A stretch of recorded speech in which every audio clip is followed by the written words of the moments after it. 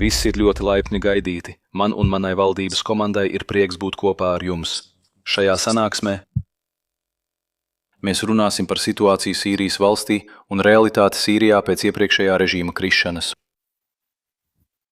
Jūs visi zināt, ka Sīrija pēdējo 15 gadu laikā ir piedzīvojusi ļoti lielu karu, un šis karš ir atstājis ļoti nopietnas sekas, kas atgādina pieredzi, ko Vācija piedzīvoja pagātnē.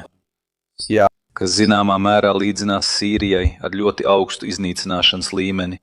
Tas nenozīmē, ka mums būtu jāuztver iznīcināšana, kas notika Sīrijā, kā beigu punkts, bet gan kā pagrieziena punkts un sākuma punkts, no kura mums jāiziet. Pagājušajā gadā, pēc iepriekšējā režīma krišanas, mēs veicām visaptverošas izmaiņas investīciju likumos un aktīvi atjaunojām juridisko infrastruktūru, lai atvieglotu un optimizētu investīciju procesus. Sīrijā mēs izvēlējāmies ceļu, ko sauc par pilsētas atjaunošanas procesu, izmantojot investīcijas.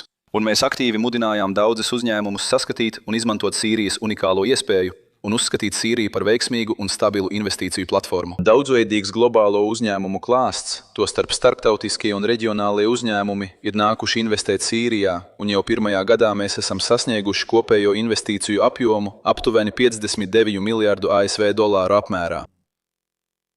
Lai gan pret Sīriju joprojām pastāv dažas ekonomiskās sankcijas, mēs esam tās veiksmīgi pārvarējuši, pateicoties izšķirošajai palīdzībai no reģiona valstīm, kā arī no Amerikas Savienoto Valstu valdības.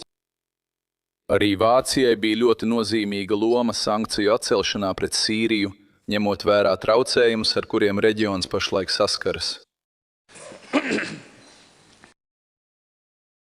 Pašlaik Sīrija rada risku piegādes ķēžu drošībai un enerģijas piegādei starp austrumiem un rietumiem. Un ir pilnīgi skaidrs un neizbēgami, ka Eiropas valstis šajā situācijā cietīs ārkārtīgi nopietnas sekas. Ņemot vērā lielos traucējumus enerģijas piegādē no Arābu līča, kas pašlaik veido aptuveni 20% no kopējā Arābu līča naftas un gāzes eksporta un transporta. Turklāt tas ietekmēs arī piegādes ķēdes. Šajā ziņā Sīrija ir drošs patvērums piegādes ķēdēm. Pateicoties tās stratēģiskajai atrašanās vietai, tā nodrošina arī enerģiju caur vidusjūras piekrasti, kā arī savieno visu šo transporta sistēmu caur Sīrijas teritoriju, lai beidzot sasniegtu drošu un piemērotu tirdzniecības maršrutu, kas spēj ātri un efektīvi sasniegt Eiropas kontinenta tirgu. Un turklāt, ja Sarkanajā jūrā vai drošajā patvērumā rodas jebkādi traucējumi šim nolūkam, un turklāt ir svarīgi atzīmēt, ka Sīrija pašlaik atjauno visu savu valsts enerģētikas infrastruktūru. Es uzskatu, ka uzņēmuma gadījumā, kas ieguldīja 5000 megavatu jaudā, Siemens līdzdalība šajā ieguldījumā būs aptuveni 2000 megavatu. Izmantojot elektrostaciju. Pašlaik Sīrija piedāvā arī plašu iespēju klāstu infrastruktūras jomā, aptverot visas valsts svarīgākās nozares. Tūrisma nozarē Sīrija ir arī ļoti nozīmīgs tūrisma galamērķis, bet turklāt Sīrija ir atgūusi efektīvu kontroli pār savām naftas rezervēm un strādā pie virknes jaunu, daudzveidīgu investīciju naftas un gāzes sektoros. Tas pats attiecās uz transportu, dzelzceļiem un svarīgu ceļu un šoseju atjaunošanu. Un arī Sīrijā ir liels trūkums attiecībā uz dzelzceļa būvniecību. Pašreizējais nekustamo īpašumu piedāvājums atspoguļo steidzamu nepieciešamību pēc vismaz 2 miljoniem jaunu mājokļu tuvākajā laikā. Skatieties lūdzu. Tas viss, par ko mēs runājam, ir iespēja. Ļoti svarīgi, jo mēs nevēlamies sākt no nulles, kā to darīja Vācija, bet vēlamies sākt no šī punkta. Viņa apstājās. Mēs vēlamies sasniegt to, kas pasaulē ir vismodernākais, un sākt no turienes. Tas ir ātri sekot šai attīstībai. Starp svarīgajām iespējām Sīrijai ir liels cilvēku resursu potenciāls, jo Sīrija ir cilvēku resursu avots ar dažādiem talantiem.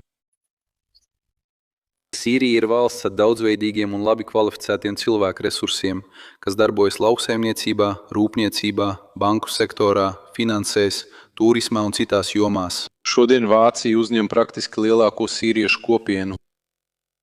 Eiropas lielākajā ārvalstu kopienā ir aptuveni 1,300,000 sīriešu. Viņi tur ir klātesoši un ir ieguvuši daudz pieredzes. Tāpēc šo izceļošanu var pārvērst par kaut ko izdevīgu Eiropas un Vācijas uzņēmumiem, kas vēlas ieguldīt Sīrijā, izmantojot speciālistus, kuri studējuši Vācijas universitātēs un ieguvuši piekļuvi modernām tehnoloģijām, nododot šīs zināšanas, veicot tiešas Vācijas uzņēmumu investīcijas Sīrijā. Es vēlētos, lai mēs kopā apspriestu daudz detaļu, un es esmu gatavs atbildēt uz daudziem jautājumiem, kas jums šobrīd ir prātā. Sīrijas realitātes izpratne būs labāka pateicoties tiešam kontaktam un arī jūsu vizītēm uz vietas. Pašreizējā situācija Sīrijā iespējams sniedz daudz skaidrāku un precīzāku ainu, nekā mēs šobrīd spējam iedomāties. Liels paldies visiem par uzmanību. Liels paldies, cienījamais prezidents, par jūsu vārdiem. Tagad uzklausīsim klātesošo ministru sveicienus. Un vispirms lūdzu savu amata kolēģi, doktoru Asadu Hasanu Al-Šaibani, izteikties lūdzu.